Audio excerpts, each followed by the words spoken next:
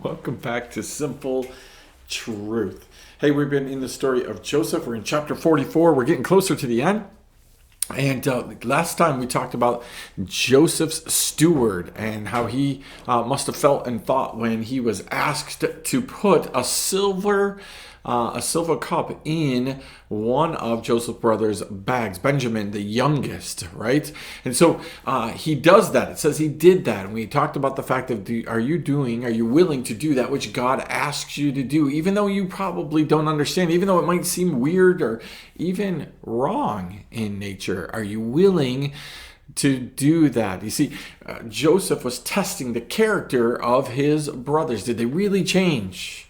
Right? Have they really repented? Are they really different? Even a little bit of a difference. And God does that same thing. He tests our character and says, have you really changed? Right? You handled this situation this way this time. What are you doing now? Do you have repentance in your heart? Are you sorry for what you've done and making a difference, a different direction, a different change in your life? So we're going to pick it up in verse 3 where it says, as soon as the morning was light, the men were sent away with their donkeys. They had gone only a short distance from the city. Now Joseph had said to his steward, up, follow after the men, and when you overtake them, say to them, why have you repaid evil for good?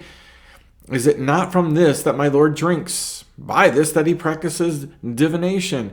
You have done evil in all of this. So again, now imagine this steward. He's just told to put the silver cup in Benjamin's bag, right? And the silver back, right, in their bags that they had paid for everything. Now he's told, hey, go after these guys and accuse them of stealing that which you put in the bag. What a crazy scenario, right? What a crazy scenario. And I bet there are times when you found yourself in the same type of scenario and you're looking at it and saying, God would not be any part of this. He wouldn't be doing any of this.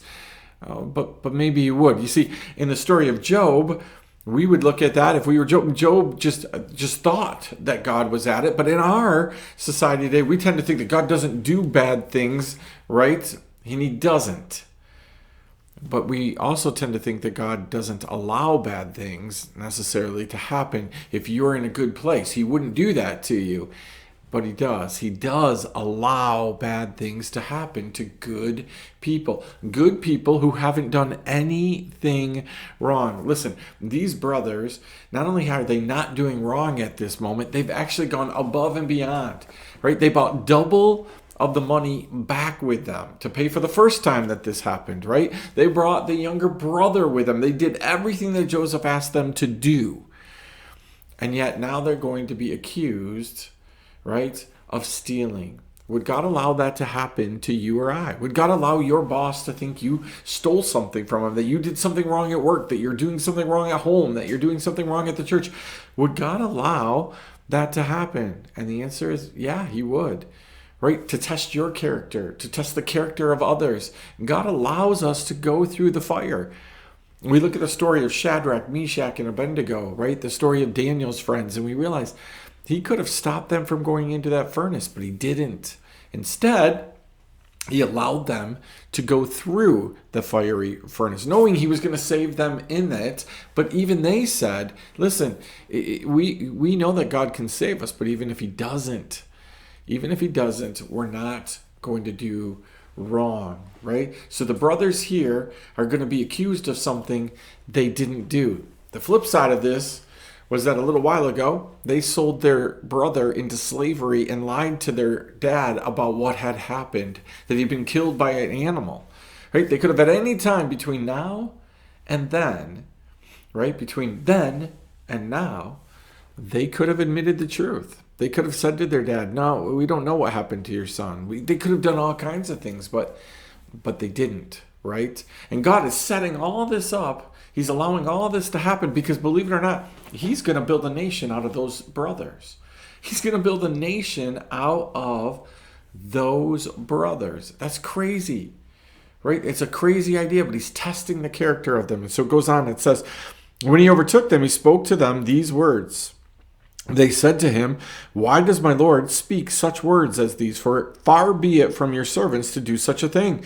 Behold, the money that we found in the mouths of our sacks we brought back to you from the land of Canaan. How then could we steal silver or gold from your Lord's house? Whichever of your servants found it with it shall die, and we also will be my Lord's servants. He said, let it be as you say. He who is found with it shall be my servant. The rest of you shall be innocent. Then each man quickly lowered his sack to the ground, and each man opened his sack. And he searched, beginning with the eldest and ending with the youngest, and the cup was found in Benjamin's sack. And then they tore their clothes, and every man loaded his donkey, and they returned to the city. You see the dichotomy here, right? The steward knows what's going on. Like, he knows where the silver cup's going to be found, right? He's listening to them make a promise, make a pledge, make a covenant, right, with him that, hey, listen, we did not do this. We did nothing wrong. And we're so sure that we've done nothing wrong that we're willing to stake our lives on it, right, in servanthood, right? The one who steals it's dead.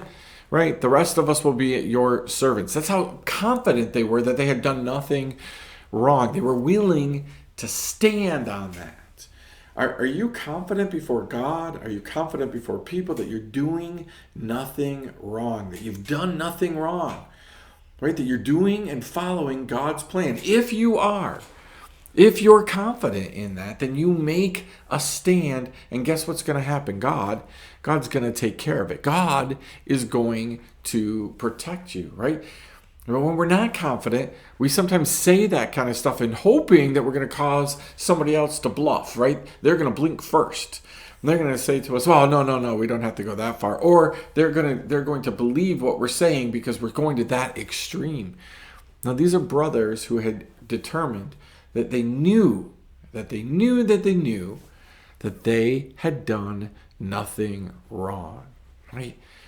We need to be confident. The enemy's always trying to tell us that we're doing something wrong. The enemy's always trying to say to you that the result of your sin is this punishment, right?